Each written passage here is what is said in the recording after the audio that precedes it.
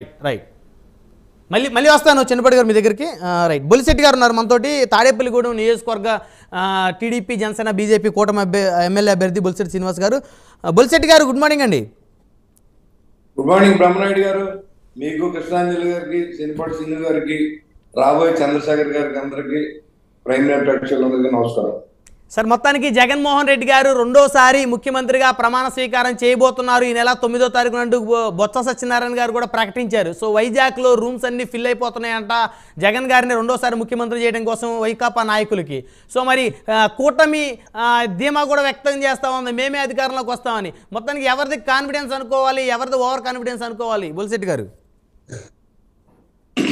రూములు బుక్ చేసుకోవాల్సిన అవసరం ఏమి ఉండదండి. జనరల్ గా నెగ్గుతాం అనుకుంటే ప్రమాణ స్వీకారానికి అప్పటికప్పుడు కూడా చేయొచ్చు. ఏంటంటే జనంలో వాళ్ళ కార్యకర్తల్లో కాన్ఫిడెన్స్ తీసుకురావడానికి 17 సర్వేలు వస్తే 9 సర్వేలు కూటమి గెలుస్తుందని చెప్తా ఉన్నాయి. ఒక 7 సర్వేలు ఏమో ఈ వైసీపీ గెలుస్తుందని చెప్తారు. ఎవరిదేమో వాళ్ళకు ఉండొచ్చు. వేసిన ఓట్లన్నీ కూడా బ్యాలెట్ బాక్స్ లో నిక్షిప్తమై ఉన్నాయి. ప్రజా తీర్పు కోసం ఎదురు చూడవలసిన అవసరం ఉంది. ఈ రకమైనటువంటి మేము గెలిచేస్తాం, 150 మంది వచ్చేస్తారు, 175 మంది వచ్చేస్తారు అనేది నేనైతే రాజకీయాల్లో వ్యక్తిగతంగా నేను అనుభవించాను కాబట్టి నేను నమ్మను. ఎలక్షన్ అనేది కృష్ణాంజలి గారు చెప్పినట్టు ఒక యుద్ధ వాతావరణంలో జరిగిన మాట వాస్తవం. ఇవాళంతా కూడా సాఫ్ట్ గా జరిగింది అంటే కారణం దానికి ఇవాళ ఈ కూటమి కలిసి ఉండడం వల్ల అనేది జనాలందరికీ తెలుసు. ఇవాళ శాంతియుతమైన వాతావరణంలో ఎలక్షన్ జరగాలి, ప్రజాస్వామ్యంలో తీర్పు రావాలి, ప్రజాస్వామ్యాన్ని బతికించుకోవాలనేది మా ఆకాంక్ష తప్ప దీంట్లో పవన్ కళ్యాణ్ గారు సీఎం అవ్వాలని ఆయన ముందే చెప్పాడు.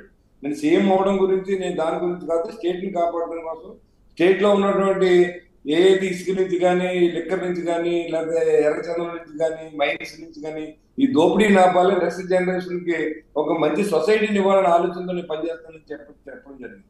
కాబట్టి వాళ్ళందరూ కూడా ఇవాళ ఆయన మంచి డిసిషన్ తీసుకుని ఇప్పుడు చెప్తా ఉన్నారు. ముందు సీట్లు అమ్ముకున్నారని, సీట్లు తగ్గించి ఇచ్చారని, చాలా అన్యాయం చేశారని, పొలాలు అమ్ముకున్నారని చాలా మంది పెద్ద మనుషులు మాట్లాడారు. ఇవాళ ఎలక్షన్ జరిగిన తీరు చూస్తే బికాజ్ ఆఫ్ పవన్ కళ్యాణ్. వాళ్ళు ఎలక్షన్ అంటే పవన్ కళ్యాణ్, దాంట్లో ఏమాత్రం సందేహం లేదు. ఎందుకంటే ఇవాళ బీజేపీని కలపడంలో కానీ, ఇవాళ ఆయన అవసరం తగ్గించుకున్న సీట్లు ఇవ్వడంలో కానీ, ఎన్ని మాటలు పడైనా సరే ఇవాళ జగన్మోహన్ రెడ్డి చేసేటువంటి జగన్ అండుకో పరిపాలన, ప్రజాస్వామ్యంలో అండుకోని పనిచేయండి, ప్రజాస్వామ్యబద్ధంగా పరిపాలన చేయవలసింది. ఆ పరిపాలన మళ్ళీ తిరిగి కొనసాగించడం కోసం, కక్ష సాధింపులు ఆపడం కోసం, ఇక్కడ ఉన్నటువంటి ఈ ఖనిజాలను లూటీ చేయడం కోసం, నెక్స్ట్ జనరేషన్ కి ఆంధ్ర రాష్ట్రం నిలబెట్టడం కోసం ఇది ఒక ఆయన చేసిన త్యాగంగా జనం భావిస్తా ఉన్నారు. కాబట్టి మనకి ఇప్పుడు ఏం వచ్చిందనే దానికంటే ఈ రాష్ట్రానికి మంచి జరగాలనేది జనసేన పార్టీ ఉద్దేశం, మా నాయకుడి ఉద్దేశం కూడా మా ఉద్దేశం అదే. కాబట్టి ఖచ్చితంగా తీర్పు కోసం వెయిట్ చూద్దాం సార్. ఎందుకంటే నేను ఎవరినే కించపడతాను. కానీ బొలిశెట్టి గారు జనసేనకి ఎన్ని మంత్రి పదవులు తీసుకోవాలనేటువంటి ఆలోచనలో ఉన్నారు? మా నాయకుడికే పదవి కోసం ఆలోచించినప్పుడు మేము మంత్రి పదవి కోసం ఆలోచించాము. మీరు ఎందుకు అనుకున్నారు బ్రహ్మనాయుడు గారు? ఆయన మా నాయకుడు తీసుకున్న నిర్ణయాన్ని శిరోధోరణి మొదలు చెప్తారు, ఇదే అదే మాట చెప్తున్నారు. కానీ ఇంకోటి బొలిశెట్టి గారు జనసేన 21 స్థానాలు తీసుకుంది. కొన్ని నియోజకవర్గాల్లో కొంతమంది అభ్యర్థులు ఉన్నప్పటికీ కూడా బలంగానే తక్కువ సీట్లకే జనసేన పరిమితమైంది గెలవాలనే ఉద్దేశంతో పవన్ కళ్యాణ్ గారు చెప్పారు. బీజేపీ కొంత అడ్జస్ట్ చేస్తున్న క్రమంలో జనసేన మళ్ళీ తీసుకున్న 24లో కూడా 3 సీట్లు తగ్గించుకుంది, 9 రోజులు అని చెప్పారు పవన్ కళ్యాణ్ గారు. సో మరి ఇప్పుడు త్యాగం చేశారు కదా జనసేన సంబంధించి కొంతమంది సీట్లు, మరి వాళ్ళ పరిస్థితి ఏంటి? వాళ్ళకేమన్నా న్యాయం జరిగే అవకాశం ఉంటుందా? ఏంటంటే పవన్ కళ్యాణ్ గారిని వ్యక్తిత్వం ఆయన రుజువు చేసుకున్నాడు. నేనేం ఆశించకుండా ఈ స్టేట్ కోసం ఉన్నాను. అదే విధంగా పవన్ కళ్యాణ్ గారు ఇచ్చి మర్యాద చంద్రబాబు నాయుడు గారికి ఉంటుంది, మేము అడగకూడదు.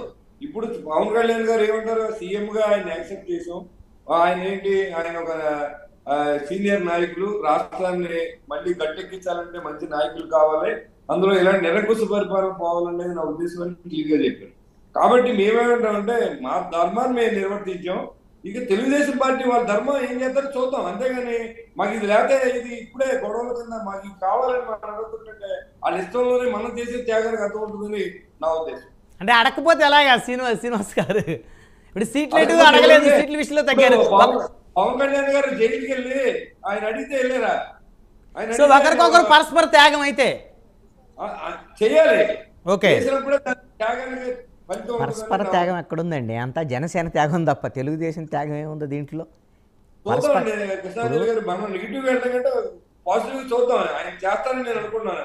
ఈ రోజు ఇంపార్టెన్స్ అర్థమైన తర్వాత కూడా మాకు తెలియకుండా ఉంటామని తెలుగుదేశం పార్టీ అనుకోదని నా ఉద్దేశం. అది మీరు అన్నది కరెక్టే. ఇవాళ ఎక్కడి నుంచి ఏ స్టేజ్ లో కరప్షన్ జరిగింది, ప్రజల నుంచి స్టార్ట్ అయింది, నాయకుల దాకా ఉంది. దాన్ని ఎక్కడ కట్ చేయాలి? రాష్ట్రం బాగుపడాలని నాయకులు ఎన్నుకోవాలి.